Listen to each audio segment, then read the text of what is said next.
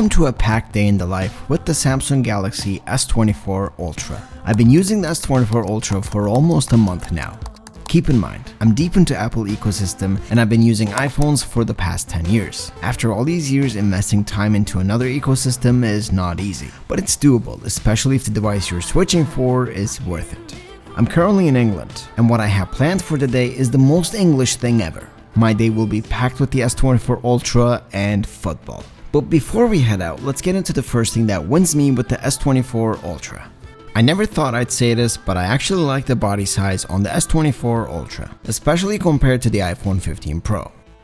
And yes, it does get uncomfortable to carry, but the larger body does bring a 6.8-inch screen. The Ultra model does come with titanium frame, whereas the S24 Plus or S24 does come with aluminum. And in case you were curious and wanted to know, the frame does not include volume and side keys. Titanium is heavier compared to aluminum, but in exchange of that, it's a lot stronger compared to aluminum. And when it comes to the color, no regrets on titanium black.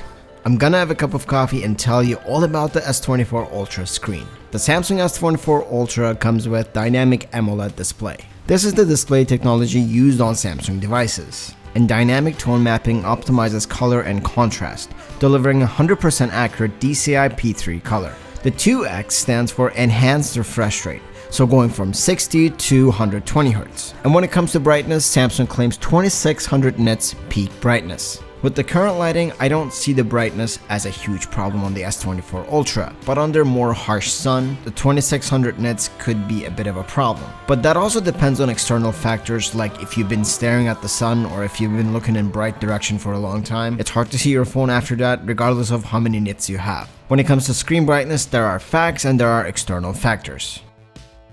The Samsung S24 runs on the latest Android 14 operating system, offering a smoother and more intuitive user experience with new features and enhancements. And under the hood, it's powered by the cutting-edge Snapdragon 8 Gen 3 chipset, which ensures top-notch performance and efficiency. This chipset includes a powerful 8-core CPU, and making multitasking and running demanding applications seamless. Additionally, the Adreno 750 GPU provides exceptional graphic performance. With this combination, you can expect faster app launches, smoother gameplay, and overall a more responsive device. And of course, it does this on a very slick looking body. I do like the sharper edges compared to S23 Ultra. That being said, I showed you what the device looks like, so I'm gonna case it and protect it.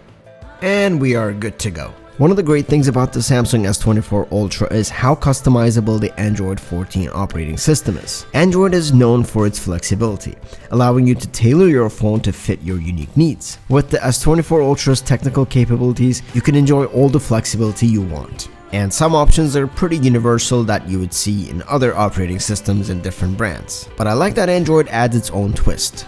It's really neat that you can even pick a theme for your phone, changing the look and feel to match your style. But I personally prefer the factory look, which is clean and straightforward. Whether you like to personalize everything or keep it classic, the S24 Ultra offers a fantastic user experience.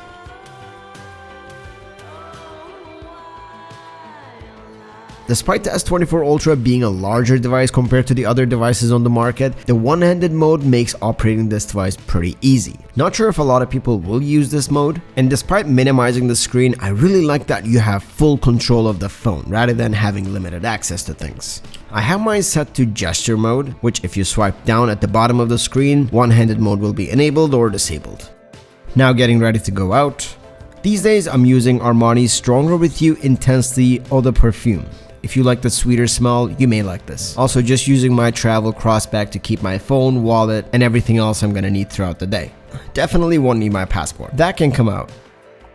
I'm visiting a very close friend of mine in England. Him and his wife live in Sunderland, and today we're doing a road trip to Newcastle. It's not a far drive. We should get to our destination within about 30 minutes. On the way there, I recorded some of these clips using the Samsung S24 Ultra. And when it comes to video capabilities of the S24 Ultra, we'll definitely chat about that in a bit. Actually, looking at phones, what a phone can do when it comes to video is kind of a deal breaker for me. Alright, we're here at Newcastle. This is gonna be really fun. Today's plan is to visit St. James's Park in Newcastle. If you're not familiar with football, this stadium is the home of Newcastle United. And today's plan is to get close to the stadium and actually go in. So welcome to St. James's Park. The reason why I decided to visit Newcastle's home ground today is to test out the S24 Ultra in real-world scenarios. I have the urge to watch lots of live games in the 2025 season. I plan to make my way down to Europe to see some live matches, and I need a device that can help me capture my adventures.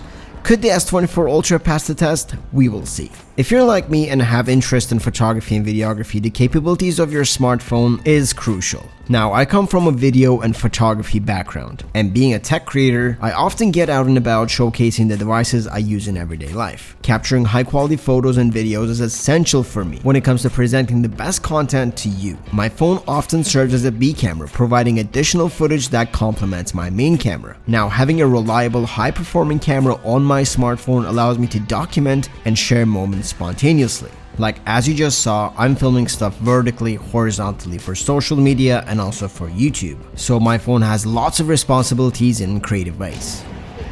Oh, represent. I actually don't like him, but there you go. I recognize lots of these names. It always gives me goosebumps to be in stadiums. It's such a big nostalgia.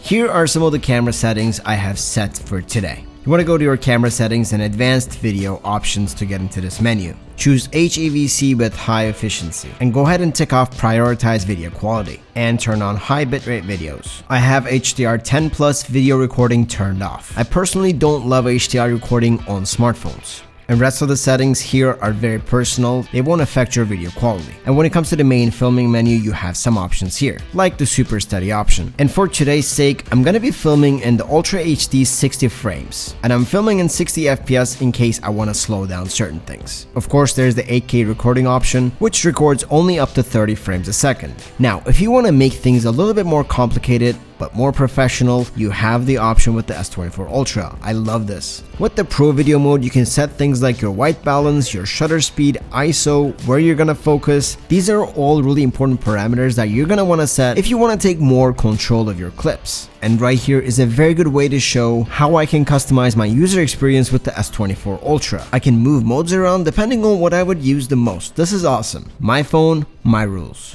Of course, we can't talk about camera settings without diving into photography. They say the best camera you have is the camera that you have with you. But I'm gonna switch that up a little bit and say the best camera you have is the lightest camera you have with you. The S24 Ultra is fantastic for photography, and I'm not saying that from a megapixels perspective. One of the best picture options when it comes to photography is the RAW photo format. A RAW format photo is an uncompressed image file that keeps all the details captured by the camera, and this gives you more control when editing. And by details, I don't mean your photos are gonna be sharper, but the file sizes will be a lot larger compared to a JPEG. Basically, if you capture images using the RAW format, you can turn your images from this to this. Of course, this requires a bit of editing, so if you're not looking to edit your photos, do not worry about taking photos with the RAW format. Just use JPEGs. Alright, now heading into the stadium. When it comes to when I film things on my phone, I usually pick to use my phone to film stuff in public spaces or darker environments, or just simply when filming with a camera is not convenient. With a smartphone, you won't have issues like autofocus or dialing in the right camera settings. It's just about pointing and filming.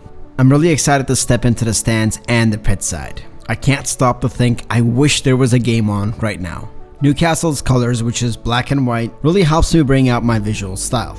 We got to see what the stands and even the booth area looks like. It's quite inspiring to be here, and I feel like every corner is like a photo opportunity. And here's another photo I captured. We're gonna be heading downstairs to the change rooms. This was also pretty cool to see. The best video highlight on the S24 Ultra is the 10x zoom in my opinion. And honestly, while this is an extreme amount of zoom, the zoom surprisingly looks really good. And you can't use super steady stabilization on with the 10x, but even without super steady, the 10x is really stable. Honestly, I wish there was a game on right now. I would have loved to film it. And by the way, all the clips from the S24 Ultra will be matched with the FX30. And by matching, I mean fitting in S24 Ultra footage right into this video with very close color grading. Of course, compared to an actual full-size camera, there is a huge difference difference in sensor size. But in exchange of that, the S24 comes with 4 lenses, all within one camera. And ironically, 3 of these lenses actually have Sony sensors. One of the biggest reasons as to why I shoot 4K 60 frames with the S24 Ultra rather than the 8K is because with 4K you can use the high bitrate mode, which if you use the high bitrate mode that I showed you, your 4K 60 frames footage will go from 60 megabits per second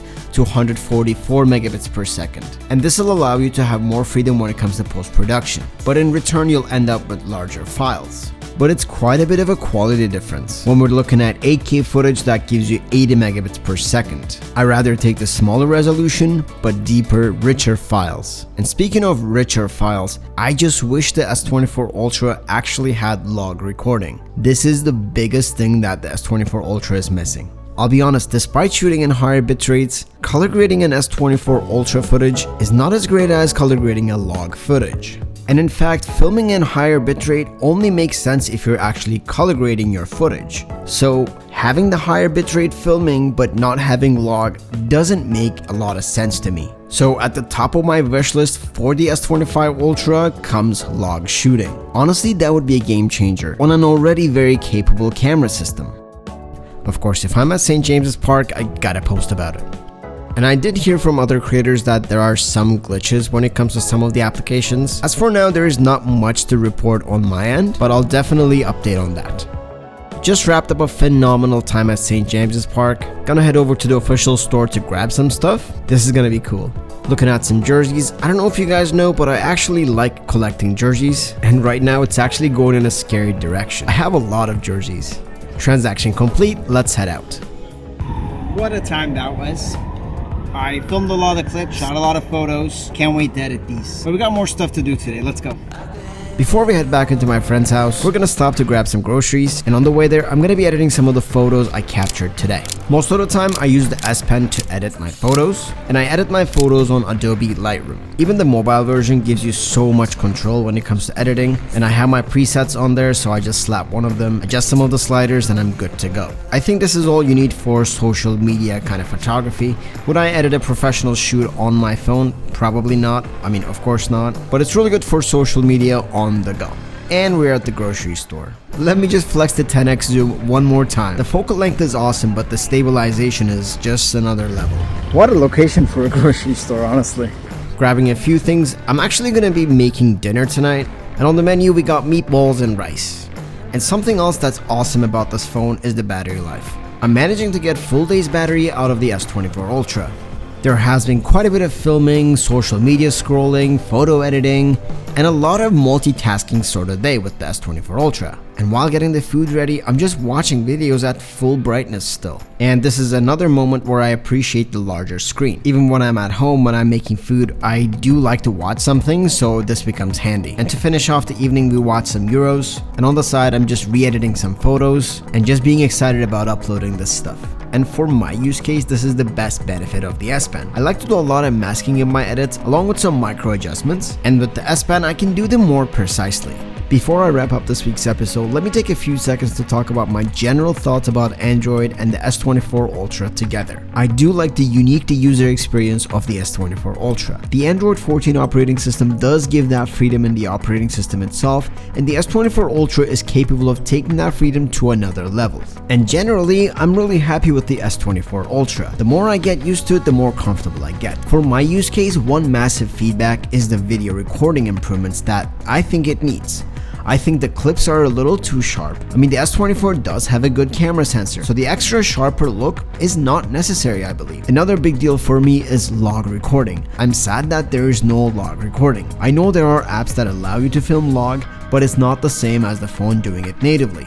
But there are still great things to talk about. Loving the 6.8-inch display. But that is a model preference and not a brand preference. There are large devices from competitors out there. I'm loving the battery life, or at least as a new device. We'll see where it's gonna end up in a few months.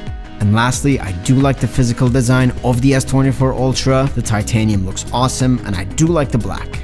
Thank you for watching my day in the life with the S24 Ultra. This day was a lot of fun, and I love being in Europe because it takes me closer to football. Now I'm gonna go back to Canada and call football soccer. As always, it has been a pleasure, and I'll see you in the next one. Take care.